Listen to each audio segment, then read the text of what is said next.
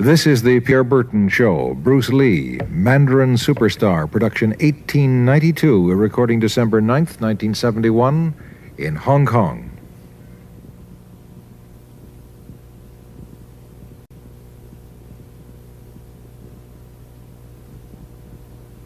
Bruce Lee faces a real dilemma. He's on the verge of stardom in the United States with a projected TV series on the horizon, but he's just achieved superstardom as a film actor here in Hong Kong. So what does he choose, the East or the West?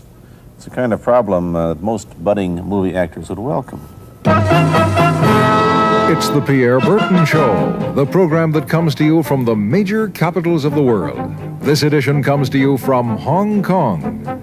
And Pierre's guest is the man who taught karate, judo, and Chinese boxing to James Garner, Steve McQueen, Lee Marvin, and James Coburn. The newest Mandarin superstar, known in the West for his appearances in Batman, The Green Hornet, Ironside, and Longstreet. His name is Bruce Lee, and he doesn't even speak Mandarin. And here's Pierre. Well, how can you play in Mandarin movies if you don't even speak Mandarin? How do you do that?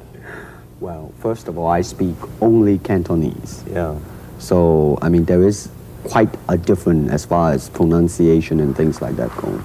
So somebody else's voice is used, right? Definitely, definitely. You just make the words. Doesn't that sound strange when you go to the movies, especially in Hong Kong, in your own town, and you see yourself with somebody else's voice? Well, not really, you see, because most of the Mandarin pictures done here are dubbed anyway. They're dubbed anyway? Anyway. I mean, disregard. I mean, they shoot without sound. So it doesn't, make any difference. So your lips never quite make the right words, do they?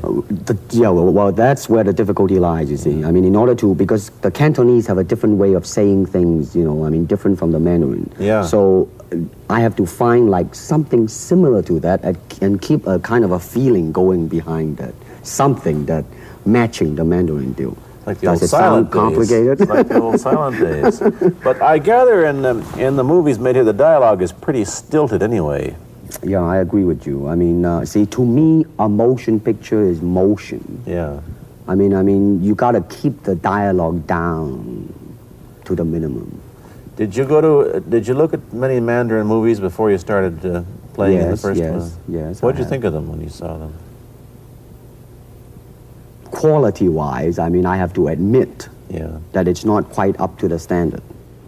However, it is growing, and it is getting higher and higher and going toward that standard, that what I would term quality.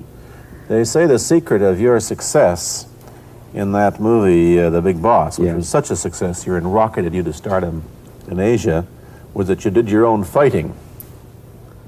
As an expert in the various martial arts in China, what did you think of the fighting that you saw in the movies that you studied before you became a star?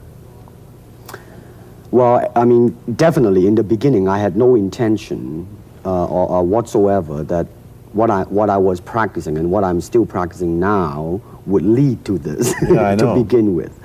But martial art has a very, very deep meaning as far as my life is concerned, because as an actor, as a martial artist, as a human being, all these I have learned from martial art. Maybe for our audience who doesn't know what it means, you might explain exactly what you mean by martial art. Right.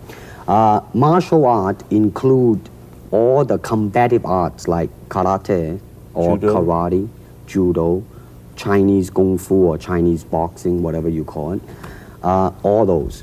You see, like Aikido, Korean, I can go on and on and on. But it's a combative form of fighting. I mean, it's not, some of them became sport, but some of them are still not. I mean, they use, for instance, kicking to the groin, jabbing fingers at the eyes, and things like that.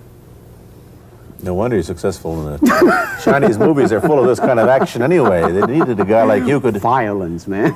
So you didn't have to use a double when you moved into the motion picture world here. You did it all yourself. Right. Can you break 5 or 6 pieces of wood with your hand or your foot? I'll probably break my hand and foot. But tell me a little bit... you set up a school in Hollywood, didn't you, for people like James Garner and Steve McQueen and the others? Yes.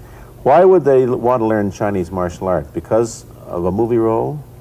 Not really. I mean, most of them, you see, to me, at least the way that when I teach it, all type of knowledge ultimately means self-knowledge. So therefore, they are coming in to, and ask me to teach them not so much of how to defend themselves or how to do somebody in. Rather, they want to learn to express themselves through some movement, be it anger, be it determination, or whatsoever. So in other words, what I'm saying, therefore, is that he is paying me to show him in combative form the art of expressing the human body. Which is acting, in a sense, isn't it? Well... Or it would be a useful tool for an actor to have. It's... it might sound too philosophical, but it's unacting acting or acting unacting, if you... You've lost me. I have, right? So what I'm saying, actually, you see, it's a combination of both. Here it is the natural instinct, and here is control. You are to combine the two in harmony. Not, if you have one to the extreme, you will be very unscientific. If you have another to the extreme, you become all of a sudden a mechanical man, no longer a human being. So it is a successful combination of both. So therefore, it is not only, so therefore it's not pure naturalness or unnaturalness. The ideal is unnatural naturalness or natural unnaturalness. Yin yang, eh? Right, man, that's it. One of your students, James Coburn, played in a movie called Iron Man Flint, in which he used karate. Is that what he learned from you? He learned it after. Oh, he went yeah. After he played in Iron Man Flint. Right. You see, actually, I do not teach, karate because I do not believe in styles anymore. I do not believe that there is such thing as like Chinese way of fighting or the Japanese way of fighting or whatever way of fighting, because unless human beings have 3 arms and 4 legs, we will have a different form of fighting. But basically, we have only 2 hands and 2 feet. So styles tends to not only separate man, because they have their own doctrines, and then the doctrine became the gospel truth, that you cannot change, But if you do not have styles, if you just say, well, here I am, as a human being, how can I express myself totally and completely? Now, that way, you won't create a style, because style is a crystallization, that way it's a process of continuing growth. You talk about Chinese boxing. How does it differ from, say, our kind of boxing? Well, first we use the feet. That's and then we use the elbow. And you use the thumb too? You name it, man. We use it all. You have to, you see, because, that is the expression of the human body. Everything, not just the hand. And when you're talking about combat, well, if it is a sport, now you're talking about something else. You have regulations, you have rules. But when you're talking about fighting as it is, no rules. With no rules. Not real fighting. Well, then, baby, you better train every part of your body. And when you do punch, now I'm leaning forward a little bit, hoping not to hurt any camera angle. You gotta put the whole hip into it and snap it and get all your energy in there and make this into a weapon. I don't want to tangle you in any dark that right now. You came at me pretty fast there.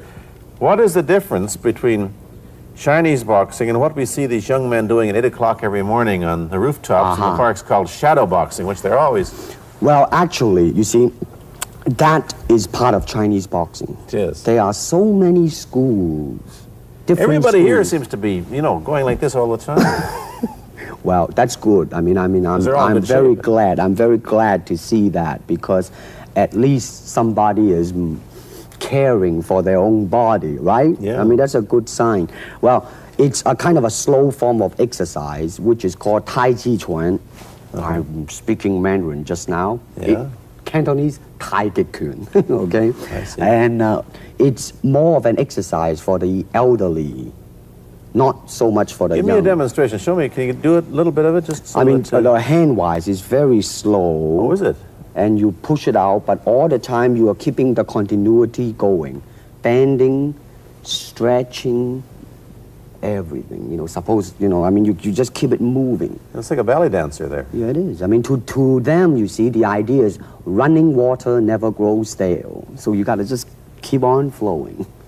Of all your students, famous, James Garner, Steve McQueen, Lee Marvin, James Coburn, Roman Polanski, which was the best, who adapted best to this Oriental form of exercise and defense? Well, depending, okay? Now, as a fighter, Steve McQueen, now, he is good in that department because that son of a gun got the toughness in him. Yeah. I mean, see it on the screen. I mean, he would say, all right, baby, here I am, man. Mm-hmm. You know, and he'll do it. Yeah. Now, James Coburn is a peace-loving man. Yeah, I met him. Right? I mean, you've met him. I mean, he's really, really nice. I mean, super mellow and all that. I mean, you know, I mean, now, he appreciates the philosophical part of it. Therefore, his understanding of it is deeper than Steve. So it's really hard to say. You see what I'm saying now? I see. I mean, it's different. So that's, I mean, depending on what you see in it. Interesting that we don't, in our world, and haven't since the days of the Greeks who did, combine philosophy and art with sport. But quite clearly, the Oriental attitude is that the three are facets of the same things. Man, listen, you see, really, to me, okay, to me, ultimately, martial art means honestly expressing yourself. Now, it is very difficult to do. I mean, it is easy for me to put on a show and be cocky and be flooded with a cocky feeling and then feel like pretty cool and all that. Or I can make all kinds of phony things, you see what I mean? Blinded by it. Or I can show you some really fancy movement. But to express oneself honestly, not lying to oneself, and to express myself honestly, now that, my friend, is very hard to do. And you have to train. You have to keep your reflexes so that when you want it, it's there. When you want to move, you're moving. And when you move, you are determined to move. Not taking 1 inch, not anything less than that. If I want to punch, I'm going to do it, man, and I'm going to do it, you see. So, I mean, so that is the type of thing you have to train yourself into it, to become one with the, you think? Yeah, this is very un-Western, this attitude. I want to ask you about your movie and TV career, but first we'll take a break. Then I'll be back with Bruce Lee. I've been talking to Bruce Lee mainly about the Chinese martial arts, which include things like Chinese boxing, karate, and judo, which is what he taught when he was in Hollywood. After he left the University of Washington, where he studied, of all things, philosophy, if you can believe that. He did, but that, perhaps you understand why the two go together from the first half of this program. And you can perhaps understand how he got into films. He knew a lot of actors, but I'm told that you got the job on the Green Hornet, where you played Cato the chauffeur, mainly because you're the only Chinese-looking guy who could pronounce the name of the leading character, Britt Reed. I meant that as a joke, of course. And it's a heck of a name, man. Yeah. I mean, every time I said it at that time, I was super conscious. I mean, really now, that's another interesting thing, huh? Let's say if you learn to speak Chinese. Yeah. And it's very, I mean, it's not difficult to learn and speak the word. The hard thing, the difficult thing, it's behind what is the meaning, what brought on the expression and feelings behind those words. Like when I first arrived in the United States, and I look at a Caucasian, and I really would not know whether he was putting me on or is he really angry, because we have different way of reacting to it. See, those are the difficult things, you see. It's almost as if you came upon a strange race where a smile didn't mean what it does to us. In fact, a smile doesn't always mean the same, does it? Of course not. Yeah, I just thought of that. Tell me about the big break when you played in Longstreet. I must tell the audience that Bruce Lee had a bit part or a supporting role in the Longstreet series, and this had an enormous effect on the audience. What was it? Well, you see, the title of that particular episode of Longstreet is called The Way of the Intercepting Fist. Now, I think the successful ingredient in it was because I was being Bruce Lee. Yourself. Myself, right. And did that part, just express myself, like I say, honestly express myself at that time. And because of that, I brought, favorable mentioning in like New York Times, which says like the Chinaman, who incidentally came off quite convincingly enough to earn himself a television series, and so on and so on and so forth. Can you remember the lines by Sterling Siliphant, the key lines? He's one of my students, you know that? Was he too? Yes. You've had everybody as your student. But you read, there were some lines that expressed your philosophy. I don't know if you remember them or not. Oh, I remember that. I Let's said, hear. this is what it is, okay? You're talking to Longstreet, played by James Francesca. I said, empty your mind. Be formless, shapeless, like water. Now you put water into a cup, it becomes the cup. You put water into a bottle, it becomes the bottle. You put it in a teapot, it becomes the teapot. Now water can flow or it can crash. Be water, my friend. Like that, you see? No, I see. I get the idea. I get the power behind it. So now, two things have happened. First, there's a pretty good chance that you'll get a TV series in the States called The Warriors, in which you use what, the martial arts in a Western setting? That was the original idea. Now, Yeah. Paramount, I did Longstreet for Paramount, and Paramount wants me to be in a television series. On the other hand, Warner Brother wants me to be in another one, but both of them, I think, they want me to be in a modernized type of a thing.